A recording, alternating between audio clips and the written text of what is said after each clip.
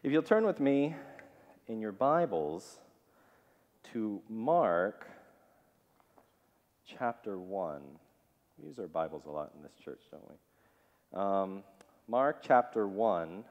We're going to begin in verse 21, but the story that we're looking at doesn't begin until 29. Mark chapter 1, 21. Then they went into Capernaum, and immediately on the Sabbath Jesus entered the synagogue and taught. And they were astonished at his teaching, for he taught them as one having authority, and not as the scribes. Now there was a man in their synagogue with an unclean spirit, a demon, and he cried out, saying, "Let us alone. What have we to do with you, Jesus of Nazareth? Did you come to destroy us? I know who you are, the Holy One of God." But Jesus rebuked him, saying, "Be quiet and come out of him." And when the unclean spirit had convulsed him and cried out with a loud voice, he came out of him. Then they were all amazed, so that they questioned among themselves, saying, "What is this? What new doctrine is this? For with authority he commands even the unclean spirits, and they obey him." And immediately his fame spread throughout all the region around Galilee. Verse 29. Now as soon as they had come out of the synagogue, they entered the house of Simon and Andrew with James and John. But Simon's wife's mother lay sick with a fever, and they told him about her at once. So he came and took her by the hand and lifted her up, and immediately the fever left her, and she served them.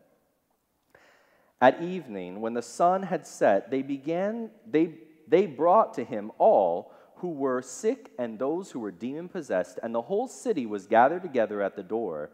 Then he healed many who were sick with various diseases, and cast out many demons, and he did not allow the demons to speak, because they knew him.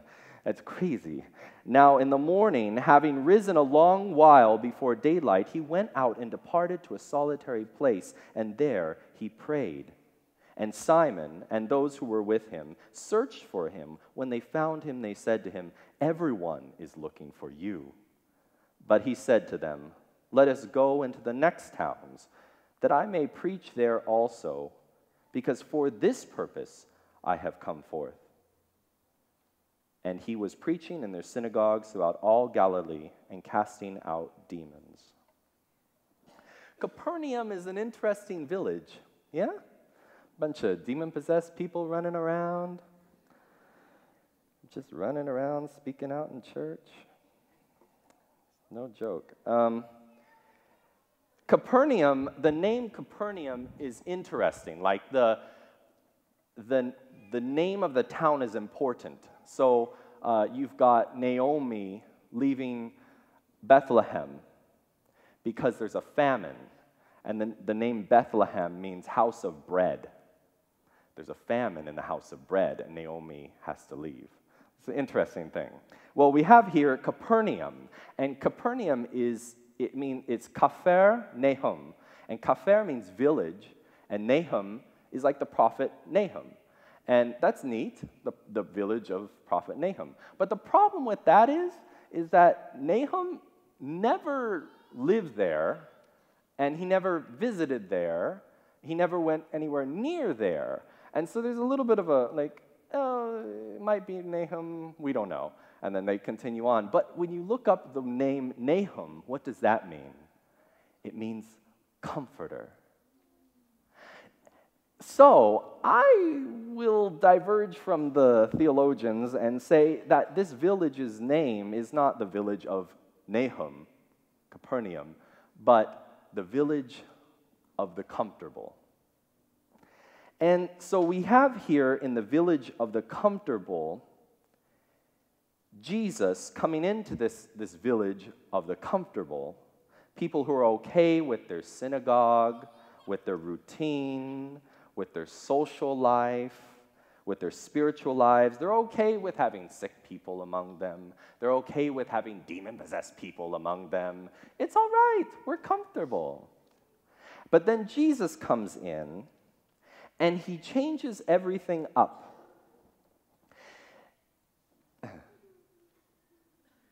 It'll work. Okay, so this is the synagogue in Capernaum. They dug it up and they rebuilt the walls and everything that they could piece it back together. This is the synagogue in Capernaum. So it kind of gives you an idea of what that space might have been similar to when Jesus was there preaching from the front and opening the Bible to the people and speaking with authority. You can imagine people lined up along the floor and along those areas. This is actually a 4th century, so it's 400 years after the story actually happened. But it's cool, right? This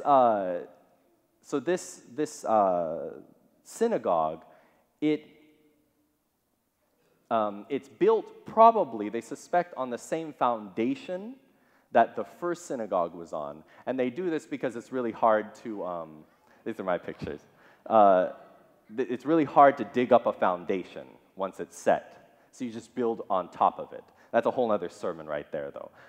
But these are some pictures of when I went there, what the synagogue was like there. The details that they had back then, like, it's beautiful. Like, you can kind of transport yourself back in time and see this beautiful space that people would worship in. It was very comfortable. Look at the ornate design that's put into that stone.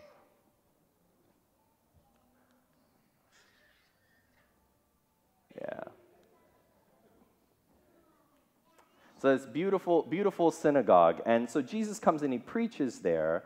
And immediately after preaching, he goes to lunch. Peter invites Jesus to lunch. And this is what the village looks like. The base of the walls around the village that were it was just around the corner from the synagogue, were all these villages that they've been excavating. And they found these homes. Look how tiny those homes were. There was a tiny divider wall, and there was maybe one room and the main living room, the sleeping quarters, and it's really small. This is the house, the home that they suspect was Peter's, and they suspect this because there was graffiti in Jesus' time Greek.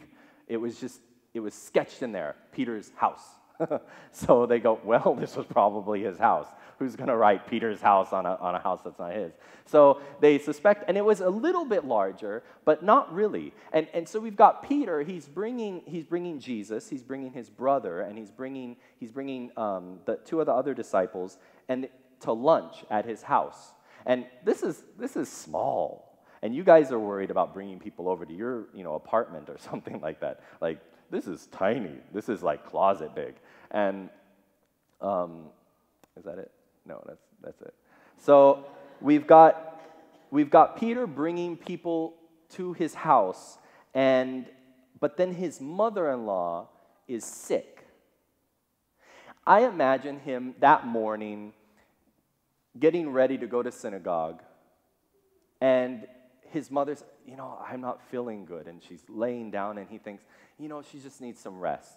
She'll be better in just a little bit, and when I come back from synagogue, she'll be all better. She's a fighter. She'll beat this sickness.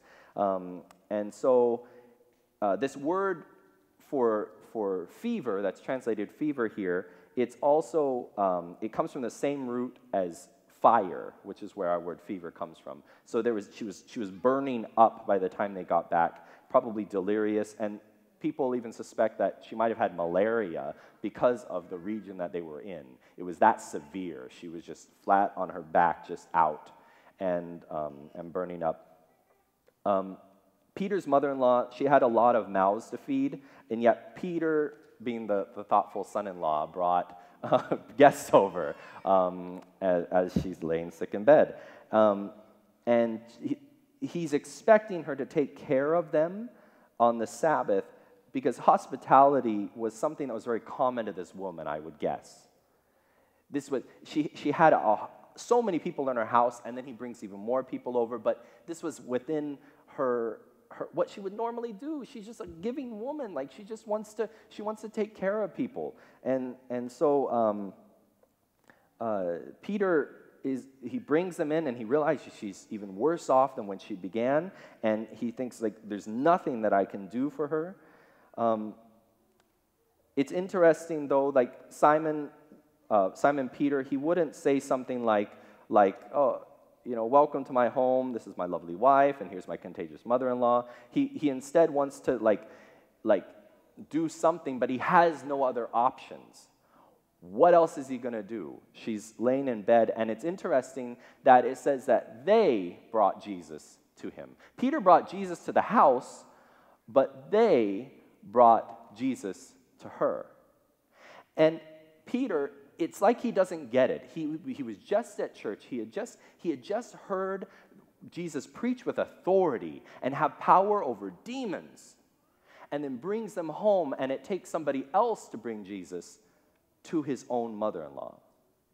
And isn't that kind of like us? We know who Jesus is. We know what he's done. We know the power that's in his name and what he does for us. But then when something happens in our own family, it's a little too close to home, and we can't even see it straight. And we think, boy, what are we going to do? What am I going to do about this problem? He didn't expect Jesus to have the power where it counted. But Jesus, he goes into this room, he takes her by the hand, he lifts her up, and the fever left her, and she got up and served them. Then this formerly feeble, a second ago sick woman got up and served Jesus, which is the genuine response of someone who has just been touched, been healed by Jesus. The word here for serve is actually the word for minister. And this word is applied directly to what angels do. They serve, they minister to us. And this woman got up and she served everyone in the house. She ministered to them. And so I will say, has Jesus healed you in your past? Has he touched your life? Serve him. That's the shortest point I'll ever make today. Matthew, Mark, and Luke, all three of these Gospels record this story. Isn't that interesting? That Matthew, Mark, and Luke, it must have been such a memorable experience, what Jesus did there, that they all had to record it as part of Jesus' testimony. Either that, or this woman was just a fantastic cook. Like something, I got to put her in my Gospel. So he had this incredible experience. So verse 32, Jesus, that evening at sundown, they brought to him all who were sick or oppressed by demons, and the whole city was gathered together at the door. And he healed many who were sick with various diseases and cast out many demons, and he would not permit the demons to speak because they knew him. After the sundown on the Sabbath, the Bible says that people brought all their sick and demon-possessed to Jesus. Already, by that time, the news had spread throughout the whole area that there was this man that had power over demons and that could preach the word with a life that they had never experienced before. And by word of mouth alone, it spread throughout the whole region of Galilee. But yet notice that the people waited until the sun was down on Sabbath in order to come to Jesus. People had turned the law of God into the laws of man, inhibiting something so holy as healing to happen on the Sabbath day. And the laws of men, paved with good intentions, kept needy people from coming to Jesus. Also notice that it's not just the laws, it's the people themselves, their perceptions of what the Sabbath really is that kept them from Jesus. They felt that the Sabbath was a day to stay away from healing, to lay and stay broken on God's holy day was somehow better and right than actually coming to him and being made whole. It's this weird thing that happens inside of us where we think that something so perfect that God, such a beautiful gift that God gives us, is actually a curse and shackles. So when the sun had set, they came to Jesus because people needed to hear from him, and they needed his authority. They needed him to touch their lives. They needed exposure to Jesus and to the message that he taught, and to be free from these demons that only Jesus can cast out. And they brought their friends that could not bring themselves. They brought their lovers who were under the influence of evil, and they came themselves for themselves because they needed Jesus too. And soon the entire city of Capernaum was at Peter's front door trying to see Jesus. And people brought other people to Jesus, and he healed them all. Late into the night, Jesus worked until he had healed and spoken to and ministered to each and every person. In verse 35, and rising very early in the morning, while it was still dark, he departed and went into a desolate place, and there he prayed. Have you ever just wanted to get away? We, just like Jesus, cannot let our good works overpower our connection with God. Have you ever gotten done with work really late at night? It's every night for me. You're all groggy and sleepy-eyed. You already have stuff. You haven't slept yet, and you got stuff in your eye, And then you crawl into bed, and you're like, I'll do devotions in the morning. I love you, Jesus. Well, here we have Jesus finishing his work in the wee hours of the morning and having no time left, barely enough time to get a few hours of shut-eye. And instead, he goes to an isolated spot and talks to God until the morning. Think about this. What does Jesus have to pray for? Forgive me of my sins? No. He's not praying for, but he has to pray so badly. He's not asking God to change his heart to be more like his. God, make me more like you. What's Jesus got to pray for? Why is he in such desperation to talk to God? Do you have desperation to talk to God? I want to have that desperation. I want to be desperate to spend time with him. Jesus' prayers must have been significant. They must have been effective. Why else would he want him so badly? Prayer time to Jesus was more important than sleep after a hard, long day's work. Prayer to him was more important than eating at other times. And he spent these late nights in prayer often. Prayer was so potent in his life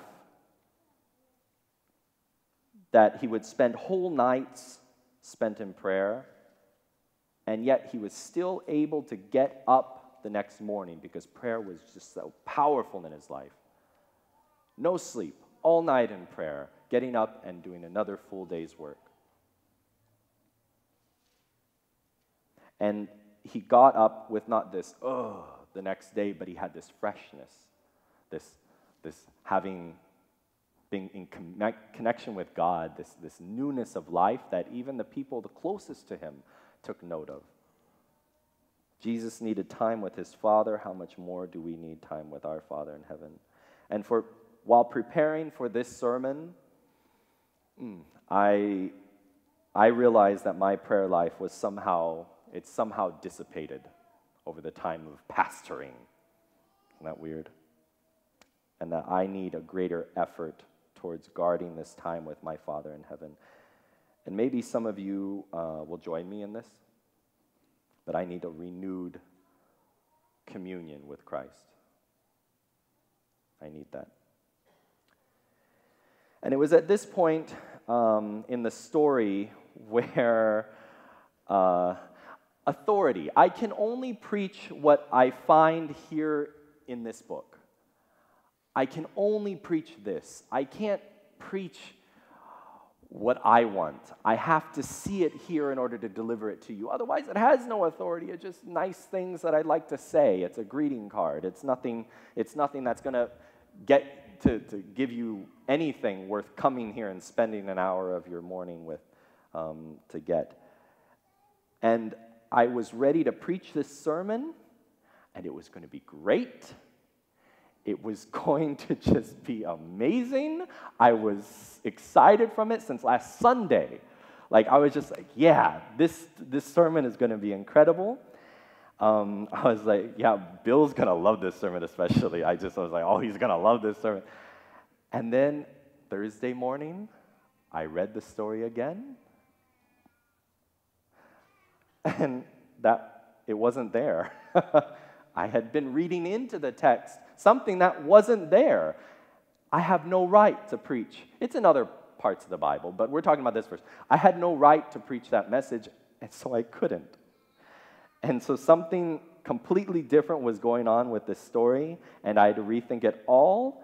I needed to rethink this entire story, and so now I'm going to preach to you something completely different than what I wanted, but that I see so clearly in this text. I was very tempted to hijack this story, like the movies Exodus and Noah, just kind of just run with whatever I want to do. But this one was like, no, I have to preach this. So verse 36, and Simon and those who were with him searched for him, and they found him and said to him, everyone is looking for you. And he said to them, let us go to the next towns, that I may preach there also, for this is why I came out. So Peter finally got it. He saw Jesus healing those people all late into the night, and he says, yes, this is it. This is what Jesus does. He heals people. He fixes their problems. He won't stop until he has it finished. And he sees Jesus has power, and when the people come who are wanting to see him in the morning, Peter goes out looking for Jesus because he knows that Jesus can do miracles and that he has authority. But then when Simon finally finds Jesus, Jesus says, nah, it's okay. I'm going to switch things up. Jesus says, let's move on because my preaching is more important than my healing. What? Here's your chance, Jesus, the disciples thought. Keep going, Jesus. Now you've got their attention. The sky's the limit for what we can accomplish. We'll set up our head offices here in Capernaum Central. They are eager to find Jesus because the crowds were back and they wanted Jesus to give him an encore. And they think he has their attention. It's not fair what he's deciding to do. It's like getting a Twitter account, and overnight it just blows up everywhere around the nation, around the world, and you've got this incredible following, and then Jesus says, yeah, we're going to delete that, and we're going to start a new one tomorrow. And you think, why? What are you doing? We're already getting ad money. Like, what are you, And everyone in Capernaum had come back and was here for Jesus to continue building this fan base. The disciples were set on it. They were like, this is great, it's exciting, and then Jesus wants to move on.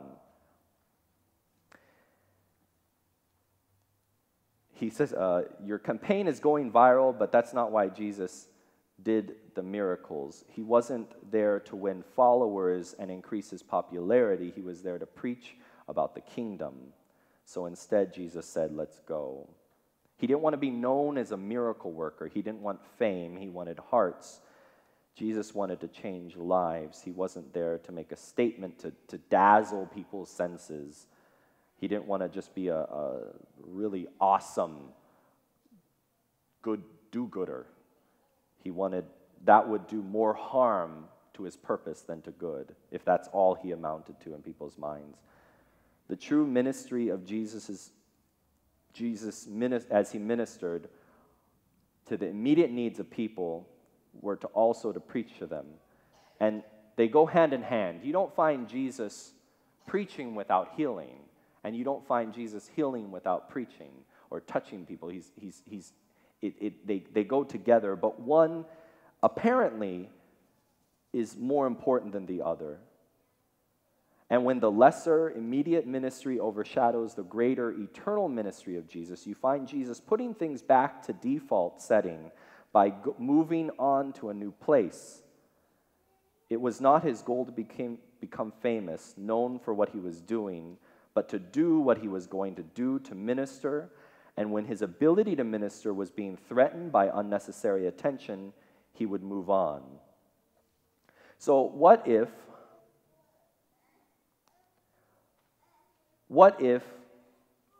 we were to give away money here? What if we gave away money? Loads of money to people that came to this church. Would you like that?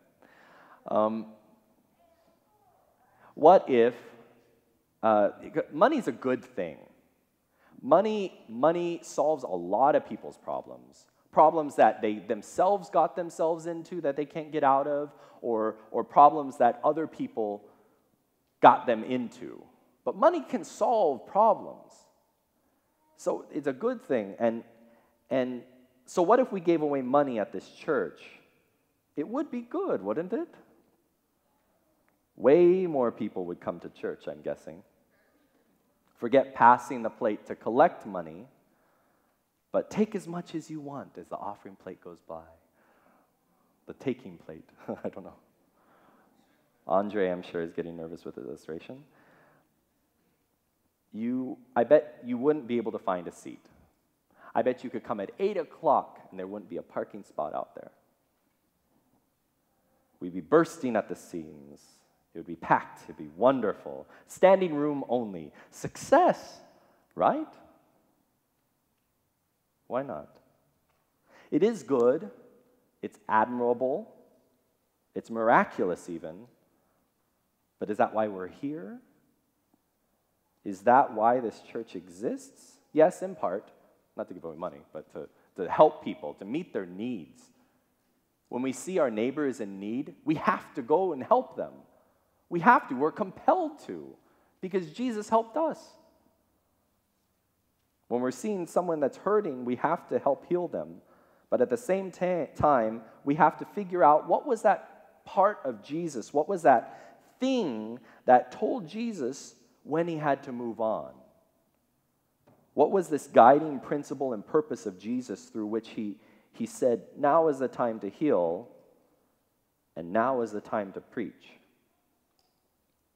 Jesus was in this feeble human self, just like we are. He had the same limitations, but the biggest difference was that Jesus was laying it down in prayer before God, everything, constantly.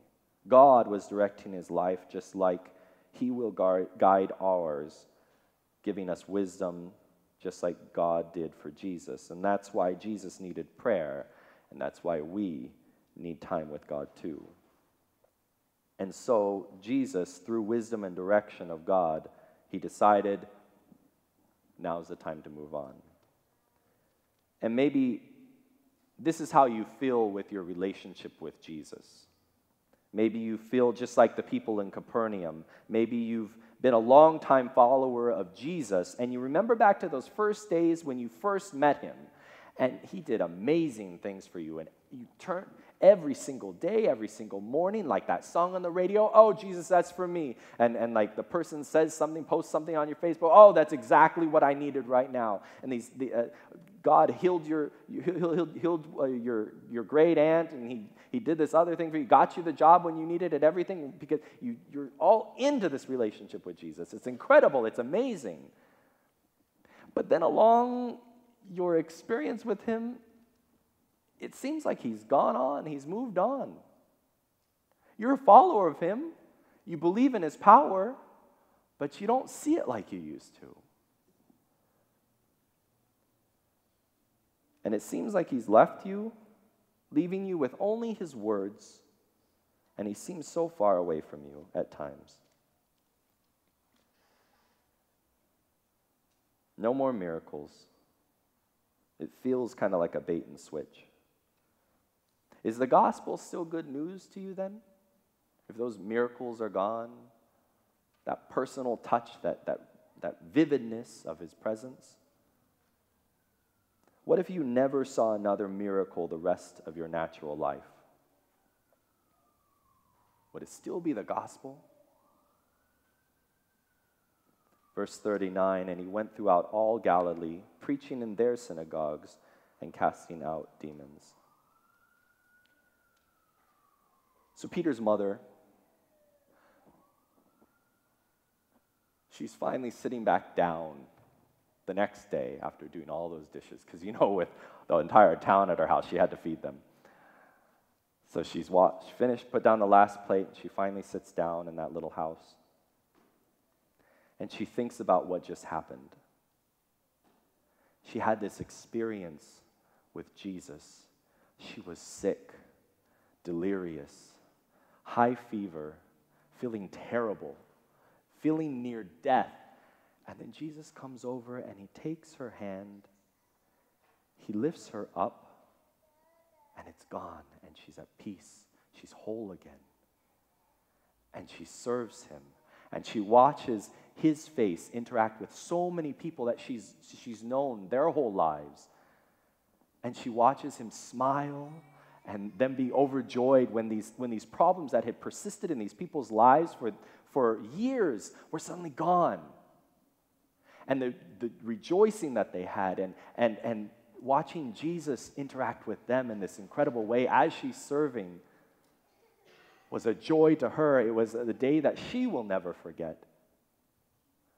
But then Jesus, he keeps going on to other people, onto other towns, and she's left there, probably alone in the house,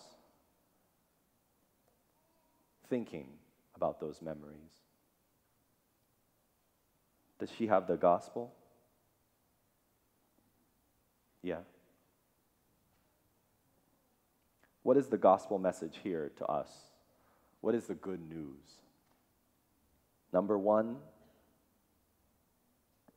I will say that the gospel message is that you can bring someone that you love to Jesus, or you can bring Jesus to someone you love. Number two, and although Jesus may not be right here holding your hand anymore, Jesus is still out there preparing the kingdom. And someday very soon, he's coming back. And point number three, this story is not yet finished, and neither is yours.